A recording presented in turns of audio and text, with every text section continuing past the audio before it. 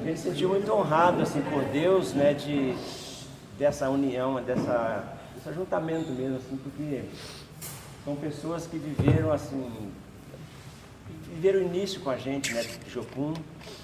Então a gente se sente honrado em ver agora assim, os frutos de Deus mesmo na sua vida, né? Tantos pastores, né, nós temos aqui que Deus levantou com o ministério em igrejas. Então a gente se sente honrado de ser parte da sua vida, né, assim, desde o início da ETED, né? Lógico que Deus usou mais outras pessoas no corpo de Cristo, mas a gente vê assim, a gente se sente honrado de ser parte da sua vida, né, do ministério que Deus deu para vocês, né? E a gente queria compartilhar um pouquinho também assim da nossa trajetória, porque a gente ficou distante, mas ligado assim de vez em quando em contato, né? Mas a gente não acompanhou mais de perto realmente o que Deus tem feito na sua vida, né? Os detalhes, né? E nem vocês, detalhes que Deus fez na nossa vida nesses anos, né? Então a gente queria se atualizar vocês um pouquinho, tentar ver se a gente consegue colocar você a par do que Deus tem feito nesses anos. Em poucos minutos, vamos ver se a gente consegue trazer um pouquinho, né? Então, como você sabe, nós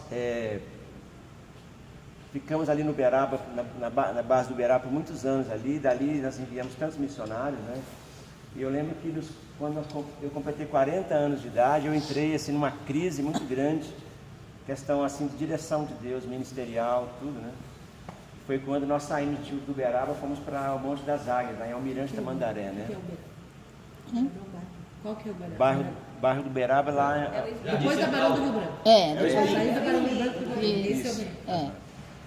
E depois nós fomos para Almirante Tamandaré, ali nós entendemos que nós estávamos vivendo uma transição na nossa vida pessoal e ministerial, e Jocum também, né? Foi quando nós perdemos o nosso filho, Joyson, né? E na morte do nosso filho, nós entendemos que era um ato, assim, um momento profético de Deus, de transição, não só em nós, como família, mas também a Jocum. Então houve muitas mudanças, foi quando o Cote também se agregou, era a Ágape, né? Se agregou a Jocum. Então nós vimos assim, uma multiplicação, assim, um liberar de Deus muito grande em Curitiba, né? Na época nós tínhamos apenas uma base, né? De repente nós ficamos com 7 bases de Jocum em pouco tempo, assim, a coisa explodiu, né? Até o Jimmy veio para cá para se juntar às fileiras aqui. Então nós vimos assim, Deus mesmo assim nos honrando, porque quando nós viemos para cá para abrir a base de Jocum, eu e a Filó e a Dalva, nós nos sentimos assim tão incapazes, não tínhamos visão grande assim, apostólica nenhuma, né? Pessoas falam, olha, quando você vê Jocum hoje, era isso que você viu lá no início? Eu não conseguia ver isso. Mas Deus via, né? A gente não tinha essa capacidade visionária de ver lá na frente. Mas por atos de obediência, assim, a gente viu da primeira equipe, nós vimos Deus multiplicando, né? Então lá em Almirante Tamandaré, quando meu filho faleceu, nós vivemos um momento muito grande de transição. E eu lembro que eu estava assim entrando num buraco mesmo assim de depressão pela perda do filho, o cansaço missionário desses anos de pioneirismo, né?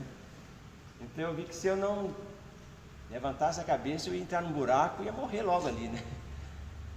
E eu entrei muito também na questão de autopiedade, ressentimento com Deus, né? Até por ter tido um filho deficiente, eu demorei a sair desse buraco, né? E um dia eu estava lá assim, cheio de depressão, assim, sentindo para baixo. Eu falei assim, Deus, por que você não manda uma mensagem para mim, alguém, um amigo, manda uma mensagem para mim? Aí eu recebi um e-mail do Loren. Aí eu falei, aleluia, o Loren, o fundador da Jocum, né? Ele está sabendo que meu filho morreu e por isso ele mandou e-mail. Eu pensei assim, né, que está mandando e-mail porque meu filho morreu. Mas na carta ele nem sabia que o Joyce tinha morrido, no e-mail. E ele estava me convidando para uma reunião lá na Holanda. Aí eu fiquei tão decepcionado, caramba, eu queria uma palavra de encorajamento, eu estou vivendo um luto, né? E o cara veio me dar visão agora, quer reunir líderes do mundo inteiro para dar visão missionária, né? Mas sabe que na hora, aquele e-mail assim Deus usou para me tirar daquele buraco de autopiedade, de depressão. É tipo assim, Deus falou assim, Laura, olha para cima, olha para cima. Chegou o tempo é hora de parar de chorar, o luto já acabou, né? E aí quando nós chegamos lá na Holanda, o Laura tinha escolhido 40 bases de Jocum ao redor do mundo para convidar, para investir na expansão do Ministério de Jocum na sua cidade, né? E nós éramos uma dessas 40 bases que foram escolhidas no mundo inteiro. E aí chegando lá, eu compartilhei do nosso luto, tudo, fomos ministrados, foi muito bom, né? Mas eu vi que ali foi um momento estratégico de Deus, de não deixar a gente ficar na caverna, né? E então ali começou uma transição muito grande na nossa vida, assim, que eu nem entendia muito bem, mas eu sabia que era um momento chave de Deus na nossa história. A gente podia botar tudo a perder ou continuar, né? E depois, anos depois, a coisa começou a pipocar, Deus começou a multiplicar os ministérios, a gente entendeu que era tempo de Deus mesmo, né? E que nós não podíamos ficar fora disso. Mas a tendência minha naquele momento era pular fora do barco, né? Então naquela época, Deus me levou a renunciar toda assim meu status de posição de liderança como diretor, falou assim, ó, entrega tudo, né? E Deus falou assim, agora eu quero que você entenda qual é o ministério realmente que eu chamei você para fazer, qual é o seu chamado, né? É lógico que o nosso chamado como igreja, para as nações, né? Mas assim, minha família, Deus tinha um chamado conosco há muitos anos, desde que nós viemos para Curitiba, era um trabalho, um ministério na área de família, trabalhar com famílias, né? Ministério na área de família. Então, Deus falou assim, está chegando o tempo agora é o tempo de vocês focalizar a vida de vocês e todo o seu esforço potencial em vocês nesta área de família. E aí, logo, bem no momento que nós perdemos nosso filho, né? Nós estávamos ainda naquela dor e tudo mais, Deus falou para nós irmos fazer uma escola ministerial da família na Nova Zelândia. Aí fomos, fizemos essa escola, voltamos, implantamos essa escola em Curitiba, né? Então foi um momento assim de transição que principalmente eu vivi, a Filó também viveu, né? Que é a fase que acontece, que eles chamam de tempo da menopausa, da andropausa, né? Que é o que muitos de vocês estão vivendo agora também. Será já? Será? Vai chegar. É porque ele entrou cedo, viu, gente? Então ele agora... Minha transição foi precoce. Aos 40 anos eu comecei a entrar na andropausa e o negócio pegou. E a Filomena na menopausa. Né? 42. Mas o que acontece nessa faixa etária da nossa vida, nessa fase de transição da nossa vida, é que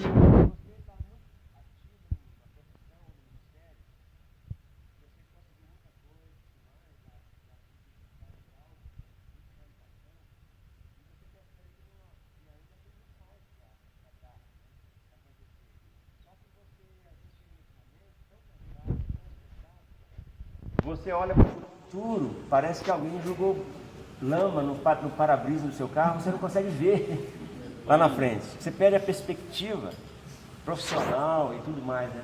E eu vivi esse momento de sentir assim, que eu não tinha, olhar para o futuro, eu não conseguia ver muita coisa. Olhar para a história, né? Tudo que aconteceu em Jocum, desde o início, eu ficava feliz, né? Eu tinha abri o peito assim para contar a nossa história de Jocum aqui, né? Mas nesse momento, eu olhar para o futuro, não tinha perspectiva. Então, nesta época, Deus me deu uma palavra muito chata assim, sobre essa transição, sobre a questão de você realmente fazer uma boa transição neste momento que todos nós chegamos. Não sei se você está vivendo esse momento de transição, mas eu passei muito por esse momento e nós estamos vivendo agora um outro tempo, né? Mas naquele momento ali, eu olhava para o futuro e não conseguia perceber muito. Olhar para o passado era grato, mas no futuro não tinha perspectiva. E esse negócio de olhar para o futuro e não ter perspectiva aos 40 e poucos anos, isso pega a gente. Você se sente totalmente assim perdido, né? Então Deus nos começou a falar conosco sobre essa transição.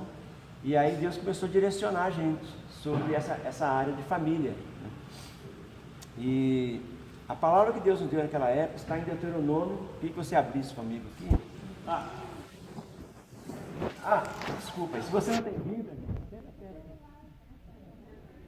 Pega seus iPhone, iPad. Celular aí que tem, né? iPad aí, os iPod, né? Deuteronômio? Aí posso. Deuteronômio capítulo 1. Eu só interrompendo ela orando com gente, olha, fala a dar um vídeo de celular novo. Lendo a Bíblia no celular.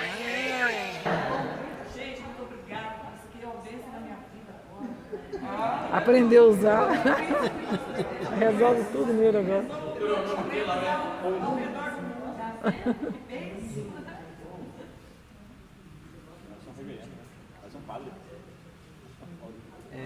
Deuteronômio capítulo 1, versículo 6 e depois o versículo 22, né? Aliás, depois é versículo 19. Deuteronômio 1 fala assim: 1,6. O Senhor nosso Deus nos falou em Horebe, dizendo: assaz haveis estado neste monte. Outra tradução fala: tem estado muito tempo neste monte. Voltai-vos e ide para a montanha dos amorreus, até os vizinhos, e a planície, até a montanha ao vale do sul, ao ribeiro do mar, terra dos cananeus, Líbano, até o grande rio Eufrates. Eis aqui a terra que eu dei diante de vós. Entrai e possuí a terra que o Senhor jurou a vossos pais Abraão, Isaque e Jacó, que daria a eles e a sua semente depois dele. Aí o versículo 19. Então partimos de Horebe e caminhamos por todo aquele grande e tremendo deserto que existe, o caminho das montanhas dos amorreus, como o Senhor nosso Deus nos ordenou. E chegamos a Cades Barnea. Essa palavra foi em Cades Barnea. Essa palavra aqui, Cades Barnea, geograficamente, era o local estratégico que Deus planejou que ele chegasse, que era a fronteira de Canaã. Foi de onde Deus enviou 12 espias. Você já conhece a passagem, né? Quando Deus envia aqueles 12 espias para espiar a terra de Canaã. Então essa palavra Cades Barnea veio muito forte nessa época, porque eu já tinha ouvido uma mensagem sobre essa palavra há muitos anos, quando eu era solteiro. E aí Deus trouxe de novo essa palavra, que era exatamente onde nós estávamos, assim, espiritualmente, né? E vivendo essa experiência de transição. Porque Cades Barnea para o povo de Israel era o local, a fronteira da aliança, mas também era um lugar estratégico que Deus planejou que eles chegassem ali, para eles serem curados de toda a dor, a ferida do deserto, e se santificarem ali, para dali possuir a terra. Era um local muito estratégico também de guerra, mas tem um significado também, quando você estuda a palavra no original. Cades Barnea é um lugar também, significa lugar sagrado, lugar de cura, de restauração, de santificação, né? Então essa palavra veio assim como chave para nós naquele momento, lugar de cura, lugar de restauração, de aliança com Deus, de ganhar novas perspectivas, né? Para tomar posse do novo tempo, da herança, né? E nós fizemos um seminário, 2 seminários há um tempo atrás, sobre esse tema. Nós fizemos um encontro, nós chamamos de Encontro Cades Barnea, né? E aí nós trabalhamos muitos assuntos que são importantes entender nessa transição que nós vivemos na nossa vida, nessa fase da nossa vida, né? Na Jucum nós temos um ensinamento, uma palavra foi dada há um tempo atrás sobre os 3 Cs. Você lembra, Ana, os 3 Cs? Isso se tornou até um estudo na Jucum. É ciclos e circuitos, né? Então o que é isso, né? Ciclos são ciclos da vida que nós passamos do nosso ministério, né? Isso quer dizer que nos ciclos vai haver mudança de atividade, talvez ministerial, mas o seu chamado continua o mesmo. Ou seja, os frutos do seu chamado vão ser os mesmos, mas você muda de atividade. Foi o que aconteceu conosco. Nós, por muito tempo, treinamos jovens para mandar para as nações, né? E Deus agora falou conosco que nós devíamos focalizar todos os nossos dons e potencial na área da família. Então houve uma mudança assim, muito grande das nossas atividades. Mas o chamado é o mesmo, né? Continuamos treinando famílias com visão para as nações, para o mundo, né? E aí tem o circuito. O circuito são os relacionamentos mais próximos, né, Ana? Círculos são os relacionamentos, né? Os círculos são as pessoas mais próximas. No nosso caso, aqui em Curitiba, todos os relacionamentos que nós temos aqui com as igrejas, com os amigos, é o nosso círculo de relacionamento. E aí tem o circuito. O que é o circuito? O circuito são relacionamentos fora da sua cidade, em outros lugares, em outras cidades, outros estados e até em outros países. E Deus começou a nos dar realmente esses circuitos. E nos últimos anos nós temos ido muito para o Nordeste. E nós vivemos praticamente mais da metade da nossa vida aqui no Sul, né? Mas nesses últimos anos Deus tem nos levado assim, intensamente a trabalhar no Nordeste. Nós passamos 3 meses recentemente, ano passado, né, Filó? Saiu. Foi ano passado, a Nilza me lembrou. Ano passado. Foi ano passado, sim. Então foi 3 meses lá em Fortaleza, implantando a Escola Ministerial da Família. Mas antes desses 3 meses em Fortaleza, também Deus nos levou por 1 mês e meio em São Luís. E lá nós implantamos vários cursos da Universidade da Família. E eu creio que muitos de vocês conhecem a Universidade da Família, né? Tem o Veredas, aqueles cursos lá, né? E nós já somos coordenadores há muitos anos desses cursos, né? Eu sei que quando nós fomos para lá, trabalhamos apenas com uma igreja bem pequena. E a família do pastor estava desmoronando, assim, né? Então, houve um momento de muita reconciliação. Deus levantou aquela família do pastor, né? E através desse pastor, foi implantado vários cursos na cidade. Nós fizemos cursos exclusivamente para pastores na cidade, veredas só para pastores. Depois implantamos outros cursos, alianças e outros cursos da universidade, né? E hoje nós temos ouvido notícias que esses cursos estão pipocando lá em várias regiões do Maranhão. E nós só temos ouvido boas notícias. Nós temos ido lá só para colher os frutos, só para ver o que Deus está fazendo, né? Então realmente assim, nós vimos que Deus tem nos dado um novo circuito, né? Que é relacionamentos fora daqui da nossa região. E não é só no Brasil, né? Aqui em outros estados, mas também temos um circuito na Nova Zelândia. Como nós fizemos a escola lá, nós criamos uma amizade muito forte lá com uma família lá na Nova Zelândia, que tem um ministério muito forte na área de família também, né? Então, esses 3 Cs é muito importante a gente entender, né, nessa transição. Porque quando fala de ciclos, principalmente quando fala de ciclos, né, a gente pode ficar um pouco perdido, porque às vezes Deus está querendo mudar as suas atividades por causa da transição normal, até talvez da sua idade, que você não é mais aquele garotinho que corria, né, para fazer tanta coisa. E Deus está também definindo o seu chamado, o seu ministério. Deus está dando definição realmente da sua vocação. E aí você tem que mudar as suas atividades, né? Ou seja, Deus vai mudar, mas você tem que entender que Deus está te chamando para algo diferente. Os seus dons são os mesmos, a sua vocação é a mesma, mas a atividade vai ser outra.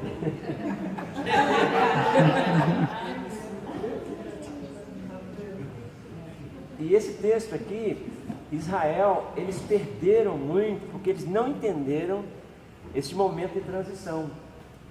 Eles tinham uma mentalidade, né, de servidão, de escravo, e aqui Deus fala assim com Moisés, assim, né? Olha, vocês têm estado demasiadamente nesse monte, então continue andando. Não é aqui o vosso descanso, né? E com a mentalidade de escravo, o povo tinha tendência, de onde eles chegavam, eles ficavam parados ali muito tempo. E eles não caminhavam, então Deus tinha que chacoalhar o povo para caminhar. E quando eles chegaram em Cades Barneia, ali nós vimos aquela tragédia que aconteceu. Muitos deles morreram ali, porque eles não entenderam que eles tinham que fazer uma transição para entrar no novo tempo, para experimentar o melhor que Deus tinha na história de Israel. E eles perderam o melhor porque eles ficaram contentes com o que era bom apenas. Alguém disse o seguinte, que o bom é inimigo do melhor. Vocês lembram quando eles chegaram lá naquela região onde as águas eram amargas? Lá fala que havia um lugar bonito, 70 palmeiras, águas ali, né? E eles até pensam, puxa, então é aqui a Canaã. Na cabeça deles, escravos, aqui é bom demais. Tem água à vontade, palmeiras, né? E eles foram ficando ali e Deus teve muita dificuldade de tirar o povo dali daquele lugar e levar para o próximo povo. E lá no Monte Sinai também foi a mesma coisa, né? E aqui, essa palavra aqui foi no Monte Horebe. Deus falou, olha, vocês têm estado aqui demasiadamente.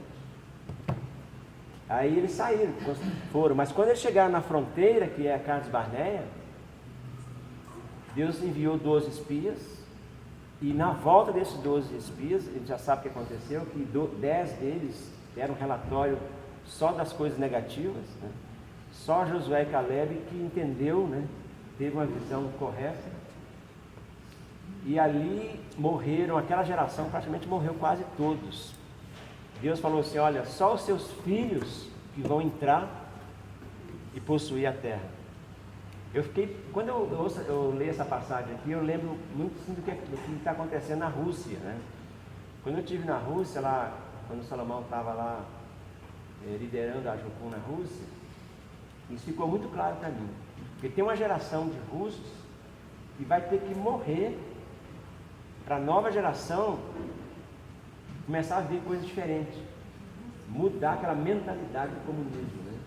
Porque é muito difícil você evangelizar e discipular um russo com aquela mentalidade antiga do comunismo, né? Então o que está acontecendo agora, está havendo muita mudança na Rússia, mas é uma nova geração que está vindo, né? E então a gente vê aqui que Deus teve que esperar uma geração morrer para levar o povo dele a possuir aquela terra da promessa. E então essa palavra veio muito forte para nós, assim, de entender e da importância de levar a sério esse momento de transição na nossa vida. E a gente, nesse momento, a gente não pode realmente dormir no volante, não pode cochilar, porque tem uma frase que a gente usa aqui, se cochilar o cachimbo cai, né? Gente, é uma questão de muito rápido. Você está dirigindo na estrada, de repente, se você, uma certa velocidade, se você não vigiar, tem um acidente, né? E essa transição na nossa vida pode acontecer mais ou menos assim. Você está num ativismo ministerial, está correndo, e já é a hora de fazer a transição e você não para, continua correndo, né? Por isso que eu gosto daquele versículo. Deus fala assim, olha, não saireis apressadamente, que o Senhor irá adiante e irá para a retaguarda, né? Quando a gente começa nessa jornada e começa a correr demais, o perigo é não perceber o tempo de Deus da transição que nós temos que fazer. E aí você pode, nessa corrida, ter um acidente, né, de percurso e tomar rumos totalmente diferentes daquilo que Deus traçou, né? Ou pode até morrer no caminho, né? Então esse momento é um momento que nós temos que levar muito a sério, é um tempo de buscar Deus com seriedade e com intensidade. A Deus, eu preciso ouvir tua voz. E é hora de parar, às vezes é hora de parar tudo, praticamente é parar e ir para o seu sabático, né? E foi o que nós fizemos. Nós tiramos um ano para realinhar a nossa vida, o ministério que Deus colocou sobre nós, né? Então, eu creio que para muitos de vocês é tempo de realinhamento, né? Eu não sei o que está acontecendo, você teria que contar para nós, mas eu sei que muitos de vocês, né, até pelo tempo, né, que vocês já têm no ministério, é provável que você já está nessa fronteira já de um novo tempo de Deus, né? E é fundamental buscar Deus intencionalmente, de uma forma dedicada para ouvir Deus, para entender, né, o tempo e o modo de Deus, né? Tem essa palavra de Eclesiastes, fala assim, que aqueles que temem ao Senhor, Deus dará a conhecer o tempo e o modo, né? Então nós precisamos de entender o tempo que nós estamos vivendo hoje, mas entender também assim, o tempo que nessa linha de tempo da minha vida, eu preciso de entender onde eu estou, principalmente no contexto do chamado. colocou sobre nós, né? E então foi um tempo assim muito longo assim para nós entender. A gente sofreu muito assim por não entender aquele momento, né? Foi a época da perda do meu filho e momento de mágoas no coração com Deus, eu não estava entendendo. Mas uma das coisas que nós temos que vigiar muito nesse tempo é com respeito à mágoa, a ressentimento no coração, porque quando a gente está ferido, a gente não consegue realmente olhar para frente, a gente não consegue olhar para frente, a gente só olha para nossas feridas, as injustiças sofridas, a gente não consegue ouvir a voz de Deus, né? A gente não consegue ampliar os relacionamentos também, a gente começa a se sentir sozinho, porque você mesmo, a gente mesmo se afasta das pessoas. E nesse período eu lembro que um líder de Jocum chegou para mim, que já estava fora da Jocum. Ele falou assim: Nauré, se você quiser, eu vou lá em Belo Horizonte, eu vou falar com o time.